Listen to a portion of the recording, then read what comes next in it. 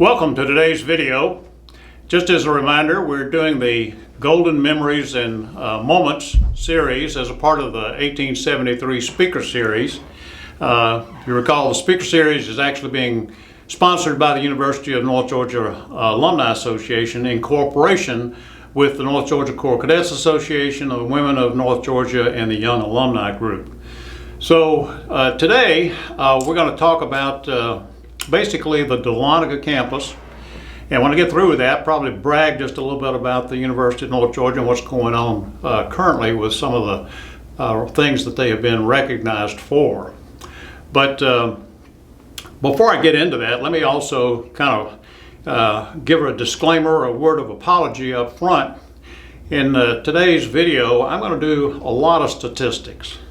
And I hope that's not a problem for you, not an issue. They'll be on the screen, you can see them. You don't just have to listen to me read them. But they tell a real story. And they tell the story of not only the Dahlonega Campus and where we are and the new projects and the new buildings on the campus, but it also helps you to understand the growth that has transpired, particularly in the last 20 years, here on the Dahlonega campus. So in previous video, I talked a little bit about Dahlonega and when it started.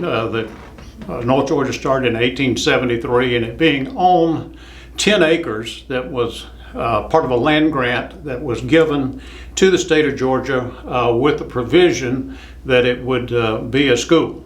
And 1871 is when that grant took place, but 1873 is when the school actually opened. And as you recall, that is also makes it the second oldest school university of its type in the state of Georgia, second only to the university itself in Athens. I'm going to pause here, and you're going to hear something that you probably, as a student, whether you were in the Cadet Corps or not, you heard every morning, and that was when the reveille was played for the Cadet Corps to arise. So listen close.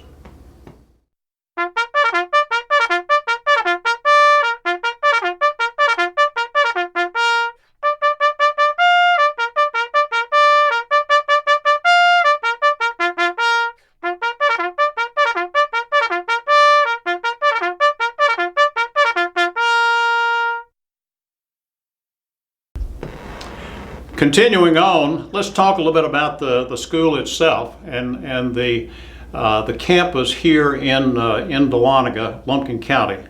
And I'm going to share with you, and you'll see on the screen, some information about the size of the property, and we'll kind of go from there.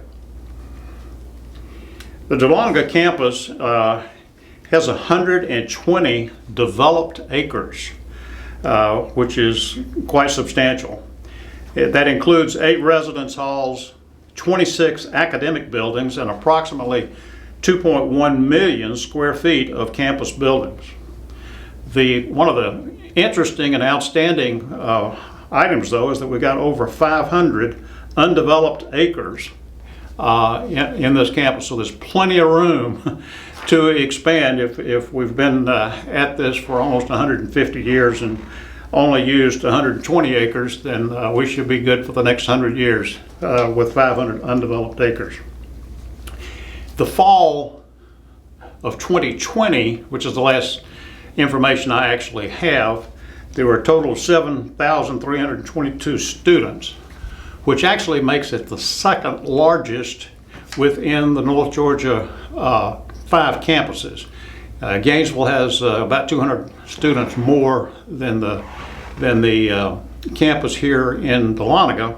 But when I was here as a student back in the early 60s, we had about 1,000 students. So there's been quite a bit of growth in the Dahlonega area.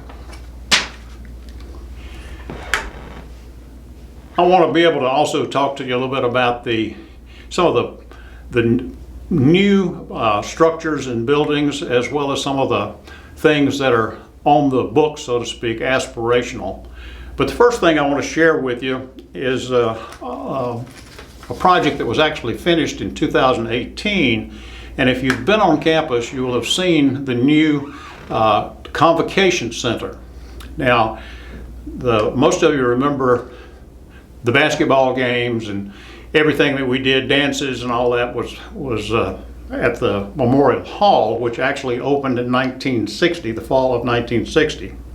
Well, in 2018, we finally have an upgrade to that with the Convocation Center. And the Convocation Center is where the men's and women's basketball teams play, but it's also available for graduations as well as other special events for the students, such as dances, concerts, and could also be used by other non-North Georgia entities that have a need for such as high school graduations, etc. So let's talk a little bit about the Convocation Center. Again, it opened in February of 2018, and the state did majority of the funding with $33.9 million spread out over fiscal years 16, 17, and 18.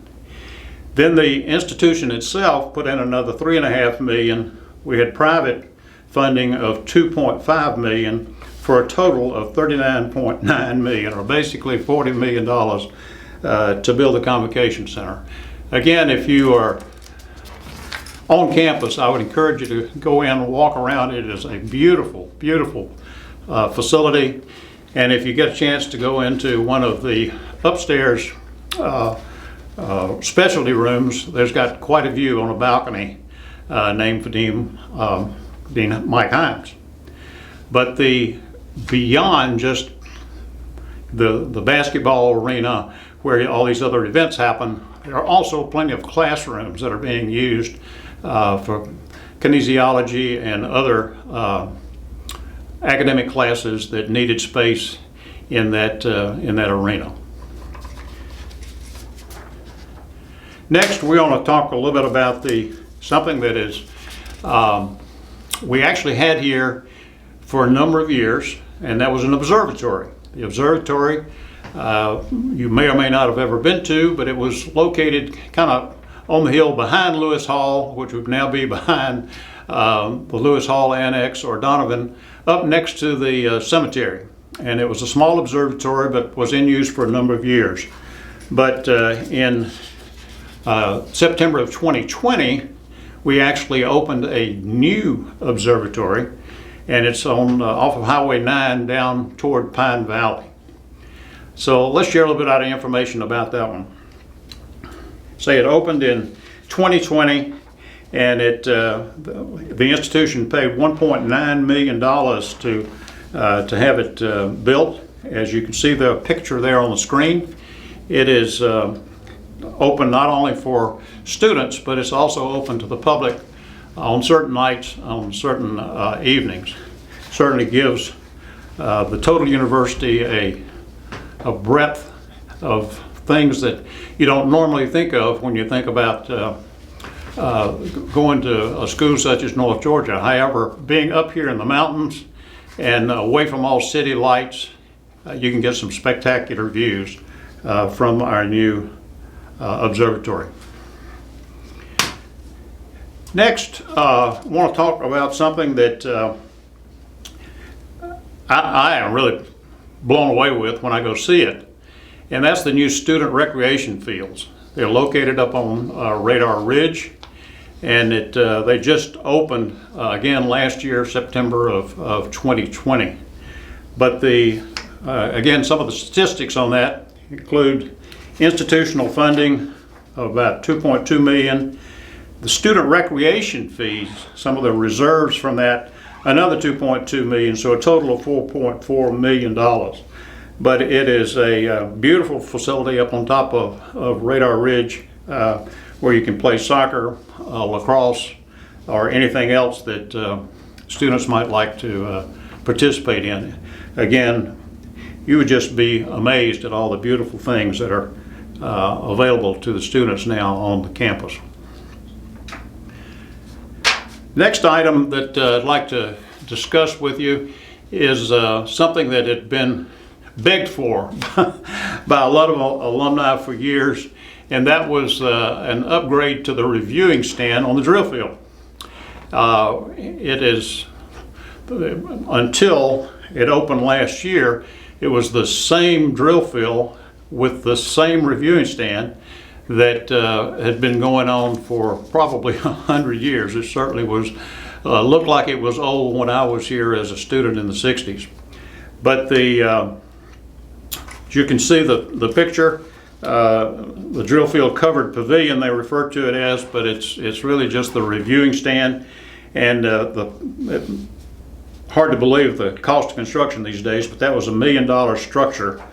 But I have been privileged to be able to sit under it out of the sun for a couple of reviews, and it's a lot easier to sit there and enjoy the parades, as well as hopefully provide a little bit more professional environment for our guest reviewing officers.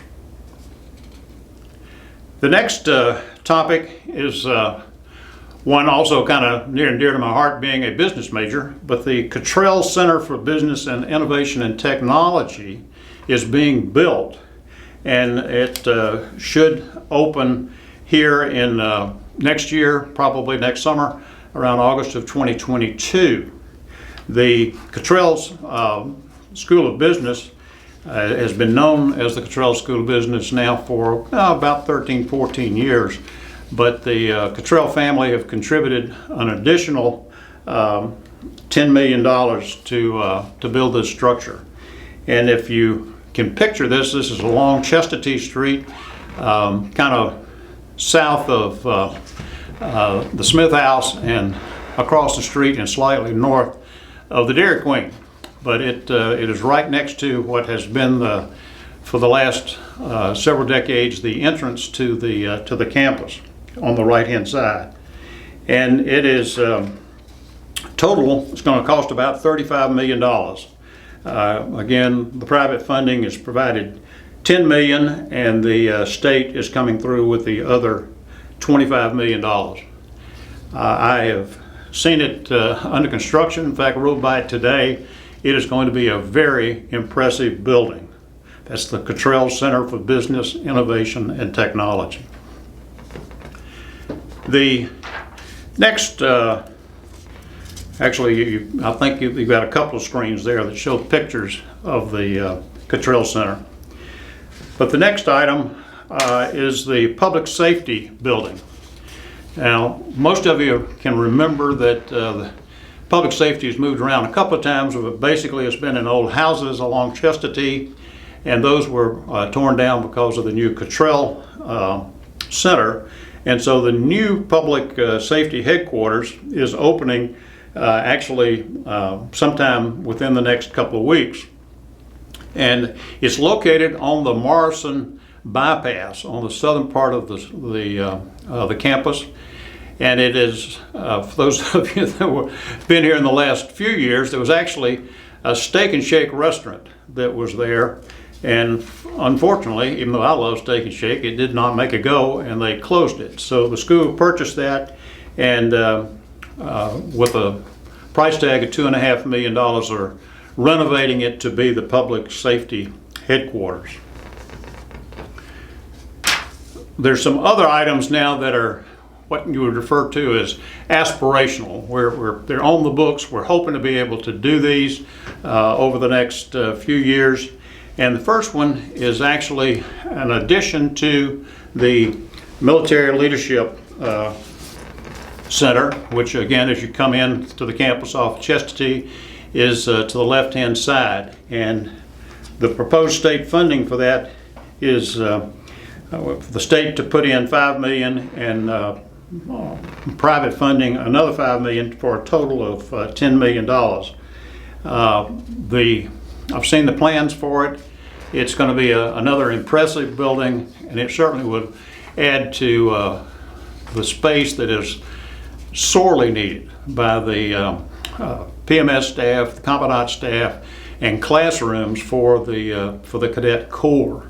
That that structure that they used, which was actually a renovated building when it was opened 25 years ago, is out of date is hardly an understatement. So we're hoping that the new military leadership expansion will come to fruition in relatively short time. The next aspirational, and you should see a picture of, is if you remember, again, I lose track of years, but probably 25 plus years ago, a hospital was built on the top of Crown Mountain, up where the parking lot used to be, where you could go and view the campus. And it has served the community well, but it was a smaller structure, and but it had what is called a certificate of need. You have to have a certificate of need to own and operate a hospital. And so the Northeast Georgia Health Department, or hospital I should say, out in Gainesville, is continuing to expand. It's become one of the top hospitals not only in the state but in the country, particularly on certain areas of expertise that they have developed. But they have purchased the old hospital with the intent of actually building a new hospital, not on top of Crown Mountain, but at the end of Georgia 400, where it intersects with Georgia Highway 60. And once that is done, and they move into that structure, then North Georgia will have the hospital. We've purchased the property on top of Crown Mountain, and it'll be renovated and used for our nursing students as well as the physical therapy department. Another great expansion for the campus that was so close and fits so well with the nursing department and the physical therapy department we have. There is another project that is underway, and it is, as far as the design and the concept, going to require a lot of fundraising, though. You may want to get your checkbooks out, be ready to support this. This is what they call a STEM facility in Dahlonega, and it would be built up on the top of the West Campus, and the price tag for that is actually $102.9 million, of which we're asking the state to come up with 62.9, and the private funding, which we all need to chip in and help with, is going to be in the neighborhood of $40 million. But STEM is not only a great acronym, it is something that actually has a lot of legacy as far as North Georgia is concerned, particularly when it comes to the sciences and the math department. While I have been over all of these various things that are happening, will be happening on campus, I'd like to take another minute and kind of brag, if it's okay, about the school itself and what all is happening here. We've got so many positive things that go on campus. It's hard to know where to start, but let's share just a few of the statistics with you so that you have some kind of idea of what the total size of the university is, and maybe the breakdown of the different types of graduate, undergraduate, male, female, etc. Again, the numbers I'm going to quote are actually from the fall of 2020, and the total enrollment over the 5 campuses, 19,793, so approaching 20,000 students, of which 58% is female, 42% male, and 67% are actually full-time. The undergraduate baccalaureate make up about 70%, 30% are associate and certificate students, and 774 graduate students, which is about 4% of the total. But this is some of one of the things I wanted to mention to you that is just so unbelievable, because it used to be North Georgia was referred to as the a secret that nobody knew about. Well, we got 83 countries now represented. In the student body here, we got international students, 238 non-resident aliens, and 595 from countries with citizenship. So I think it's an impressive number to have 83 different countries represented. In addition, of the U.S. states, we have 45 states and the Washington, D.C. And as far as the 159 counties in the state of Georgia, we have students from 150 of those 159 counties. The major or most popular baccalaureate degrees are in biology, psychology, management, marketing, and criminal justice. The acceptance rate for those that are applying has got harder and harder to get in. I've shared with others from time to time. I'm not sure they would let me in anymore, but the percent admitted or acceptance rate is 77%. And then once those are admitted, those that actually enroll, there's only 35% that actually end up as students here. The SAT scores also are very impressive. First-time freshman is 1130 is the average. And the high school GPA for incoming freshmen, 3.55. The things that I quoted to you are just a little bit of an example of what has happened as far as the quality of the students, the quality of the faculty that encourages students to come to get their education in North Georgia. Just a minute about the Choral Cadets. We've got an acceptance rate there of 59%. You'll recall that North Georgia is one of 6 senior military colleges in the nation. But the acceptance rate is getting tougher here. It's only 59%. And we have 726 cadets in the last year, of which 21% was female and 79% was male. We have 13 teams that are sponsored by the athletic department, and we're in the NCAA Division II, member of the Peach Belt Conference, and a member of the Southern Conference for the rifle team. But we've got more and more of these modern facilities for all of the teams. The Convocation Center, as I mentioned, where the basketball teams play, that's where they play. They still practice down at Memorial Hall. But we also have the Cottrell athletic fields, where we've got state-of-the-art baseball, softball, and soccer fields. So it's quite different than maybe when some of us were in attendance. It's something that has become a priority, and again, I would just encourage you to come to the campus and try to take in, and it'll take a while to be able to go drive around and get out and go in some of these buildings. It's a very, very impressive campus. I want to mention also just a couple of things as far as future videos that are coming up. We're going to talk, at one point, we're going to talk specifically about the Choral Cadets. We're going to spend more time talking specifically about academics. We're going to talk about athletics. We're going to talk about women at North Georgia, just as an example of some of the things that we plan to spend time on. There is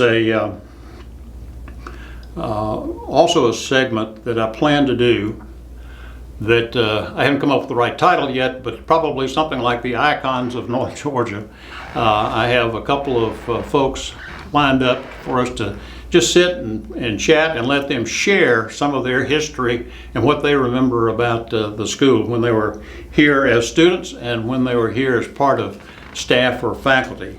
People like Colonel Gerald Lord, retired, or J.B. Jones, who was a longtime employee and was also the county commissioner for years. So people like that we're going to begin to have some conversation with. But as we leave you today, again, want you to sit back and listen to what you heard every afternoon as the U.S. flag was lowered on the campus of Dahlonega.